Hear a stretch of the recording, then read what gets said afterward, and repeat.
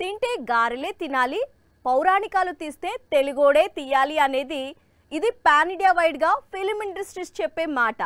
ఏడాది ప్రారంభంలో విడుదలైన హనుమాన్ ఇప్పుడు థియేటర్స్ ని షేక్ చేస్తోన్న కల్కి సినిమాలను చూసి అందరూ చెబుతున్న మాట ఇది.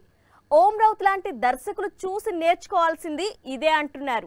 లాస్ట్ ఇయర్ సరిగ్గా ఇదే సమయానికి ప్రభాస్ నటించిన ఆదిపురుష్ విడుదలైంది. కాకపోతే బోల్డ్ అన్ని కాంట్రవర్సీలతో సినిమా నలిగిపోయింది. బాక్స్ ఆఫీస్ దగ్గర నిరాశపరుస్తూ వచ్చింది. దర్శకుడు ఓం రౌత్ మేకింగ్ పై విమర్శలు వచ్చాయి.